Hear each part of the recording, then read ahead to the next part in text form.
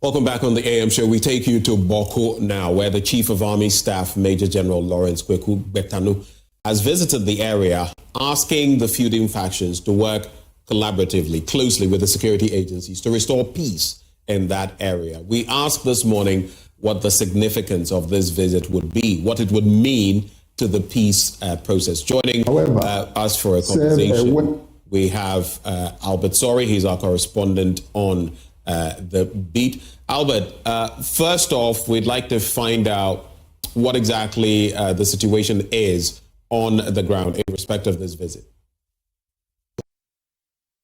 Yes, Ben. So for some time now, there haven't been any major disturbances since the last ones, the last issues we had about 2 weeks or so ago. So he was on an official visit. He said that this was his first visit to the Upper East region and to Bawku since he assumed office as Chief of the Army Staff. So he was there to see the security situation for himself, and also to look at all the outposts, the military outposts that they have in that area, looking at everything that has been happening. We know that sometime not too long ago, a military officer was killed, and so he used the opportunity to also visit some of the soldiers who have been assigned in Bawku to speak to them, to encourage them, and to motivate them to continue doing their work. There's also, the part where he visited the Bawku Naba at his palace together with his elders, and this was where the Chief of the Army Staff appealed to the traditional authorities to speak to the youth, to also work collaboratively with the security agencies in their efforts to restore peace to the area. But one of the things that the Chief of Army Staff said, which is worthy of note, is the fact that he has said that from this time onwards, any attack civilians or the military will be considered to be an act of extremism, in his own words, and the military will respond to any such act with all the force that they have. And this was in a media briefing that he had after his tour of Bawku yesterday. All right. So on the ground, has this brought any calm as far as the populace is concerned, as far as both factions are concerned? What has been their response? And I asked that question on the back of the IGP's visit. You remember when the IGP paid a visit to them, there were some altercations afterwards with even that shot at his convoy. What was the response after the Chief of Army Staff paid the visit to that community? So the traditional authority in Bawku were pleased with his visit, and in fact, the sub-chiefs under the Bawku Naba took the opportunity, and each of them told him that, the issues they have. One of them has to do with the fact that sometimes the military are a bit, high-handed in their dealings with civilians. Sometimes there is too much intimidation, and so they were calling for the Chief of the Army Staff to, talk to his men to desist from all these high-handed way of dealing with the civilians. There was also the Binduri chief, for instance, who was commending the military for all the work that they have done in his area. He said that there were some disturbances recently, and he had heard that some arrests have been made with the help of the military. And so he was using the opportunity to commend them and to continue doing their work. Now, for many people, this is really assuring, but also you get the sense that time and time again, there have been all these assurances and speeches from politicians and sometimes the security agencies. And just as you said, it doesn't take long before disturbances occur in the area.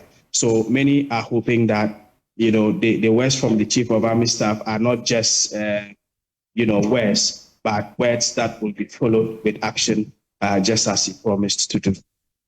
Albert, we're grateful that you've walked us through what is happening on the ground. Albert Torre is our Upper East Regional Correspondent. Let's now have an analyst on these issues, Dr. Victor Doki, who joins the conversation. Dr. Doki, good morning.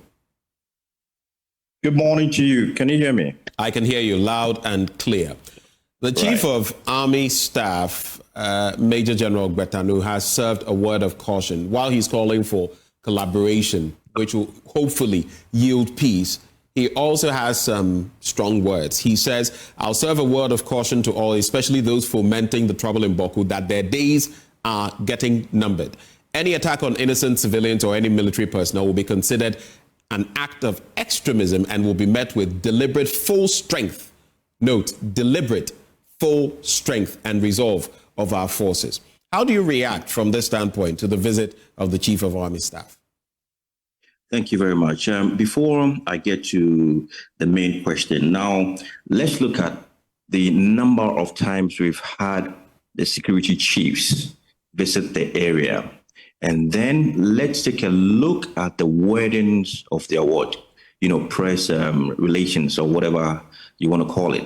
Now, it's been somewhat of, yes, we want peace, lay down your weapons, and then collaborate. And then afterwards, what do we do? Now, the main objective of the security forces is to enforce the curfew, to ensure that the two sides do not clash. The military or security apparatus plays a role with regards to conflict resolution, but is not the lead focal person or agency when it comes to addressing a conflict such as this. Now, any chief can go in there, military chief or police chief, security chief for that matter can go in there and then appeal.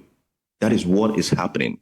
It is only to appeal to the two sides to lay down their weapons. And I'm even beginning to think that we need to stop using the aspect of lay down your weapons. With what intent? How about surrender your weapons? Because then you're looking at addressing a conflict. And then when we say lay down your weapons, with the intent of what? Using them again or what exactly? So surrender your weapons. I think this is the language we need to speak henceforth.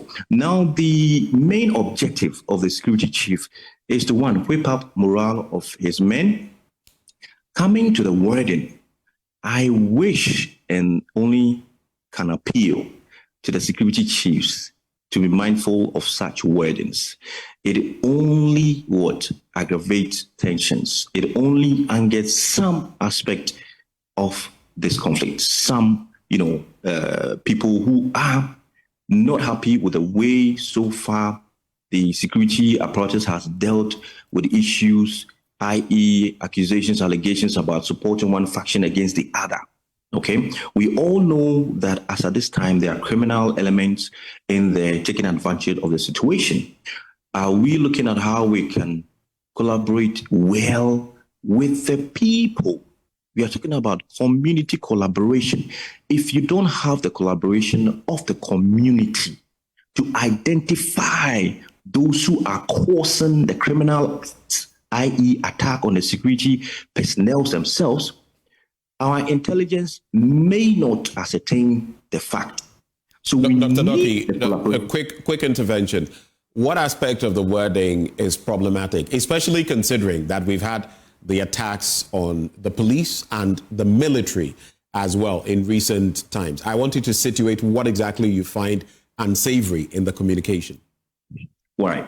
Now, with an area where two sides have taken entrenched positions and tensions are very high, any statement made without recourse for a major objective of addressing the main issue itself will not be taken seriously by the youth groups in there. Now, you would wish, or I would wish, that we know that certain criminal elements have taken advantage. So then if we have concrete evidence, concrete intelligence that there are a group of people in there perpetrating these crimes, those aspects of the word will be taken off. And then you will wish an operation will be conducted to arrest these people. But then now it means every word that we speak in that aspect is generalized without targeting. It is good in that way, but then this has happened before. We've had army chiefs, police chiefs go in there and then speak the same language with what? Without a positive result. On the back of that, there needs to be something that needs to be what? Done urgently. And that's what I'm talking about, the community collaboration. They know who is in town. They know those who what are perpetrating these crimes. How about we look at that aspect also, and not only the wording. But if you're talking of, what do you say then suggests intelligence? And I believe our security officials are on the ground and trying as much as possible to get the intelligence they can to deal with this impasse. But when he says there would be no safe haven for those choosing violence over peace and unity, he says we'll pursue every individual involved and justice will be served. Mind you, the different factions have played the blame game. And so if you addressed one side, the other side would feel aggrieved about it. So we'll pursue every individual involved. Justice will be served. Then he mentions what you have just said. Lay down your arms, return to the path of peace. Your future does not lie in bloodshed, but in building, learning, and growing your country. In the end, you are proffering some advice, but what would be the next move for you? If you were the Chief of Army Staff, what would be your next move?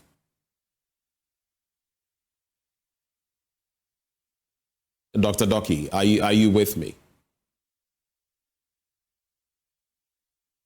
If you're with me, you would have to unmute. How I can relate better with the community. Can you hear me? I can hear you now. Please go ahead.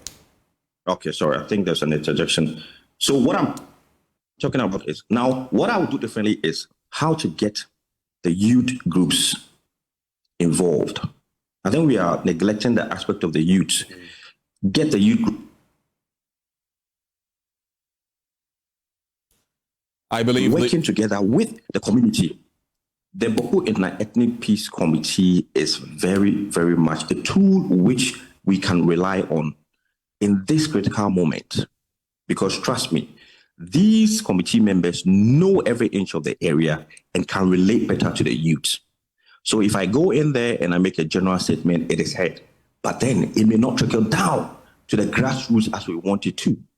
So we are neglecting a very major fundamental aspect, which is important with regards to community engagement. Get the committee involved in as much as you can. And then let's start speaking the language of surrendering your weapons rather than lay them down.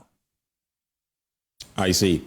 What then would be your expectations of the Otumfuo, say, to the second, when it comes to mediating this situation and bringing lasting peace to Bawku? On the 28th of this month, part of those processes will be initiated. What are your expectations?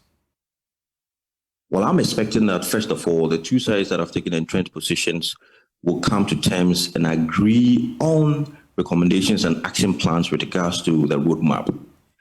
It will not be easy. It will be challenging, especially from one faction who wants to attain an objective of getting the skin. Now, we need to ensure that every stakeholder that has to play a role would do it diligently. I use the word diligently because then an implementation of the roadmap can even inflame, violence. It can even, reenact violence that we've never experienced before. The aspect of using the eminent king is very right. Now, the only thing that matters is he would come out with what he thinks is best, based on advice from those he's working with. The rest is for those stakeholders implementing, state agencies. And here I talk about the National Peace Council, the National House of Chiefs, all the security apparatus, CSOs. It is very critical that implementing the recommendations will be done in a manner that the two sides will not feel that neutral stakeholders that have some trust, that trust will not be broken. Now, let's look at the aspect of the law and justice. If the eminent chief, puts in there that the aspect of justice with regards to those who are arrested and evidence have been found of perpetrating crimes, the law should deal with them. We shouldn't have the tradition coming in between the law that will not serve well. That will be injustice on some part of, the people who have felt that person A, B, and C have killed a family member and they should face the law and they are walking about. We need to be very careful in that aspect too.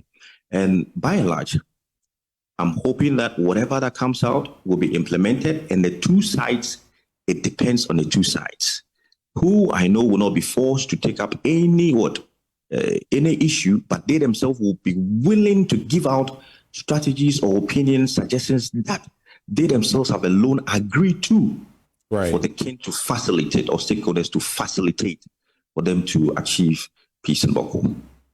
Dr. Doki, I'm grateful for your time. Thank you very much. We can only pray for that lasting peace, not just for Bawku, but for all of us, because if there's peace there, there's peace everywhere in Ghana, hopefully. Dr. Victor Doki is a security analyst. But before we cap off this conversation, let's pay attention to part of what the Chief of Army Staff had to say on this matter. However, serve a word of caution to all, especially those fomenting the trouble in Bawku, that their days are getting numbered. Any attack on innocent civilians or any military personnel will be considered as an act of extremism and will be met with the deliberate full strength and resolve of our forces. There will be no safe haven for those who choose the path of violence. We will pursue every individual involved and justice will be served. We will urge the youth, lay down your arms and return to the path of peace. Your future does not lie in bloodshed, but in building, learning, and growing your country. Choose dialogue over distraction and unity over division. The Ghana Armed Forces will leave no stone unturned to come after armed elements, no matter their status or colorization. Accordingly, I have directed our forces on the ground to undertake deliberate and targeted special operations to search, locate, and retrieve all unauthorized weapons in the possession of the civilian populace, aside other planned operations. On this note, I highly commend the sacrifices of our gallant soldiers and personnel, and then the other security services that are making to ensure a peaceful environment in the area. I urge the personnel to continue discharging their duties with utmost dedication and professionalism for a just cause.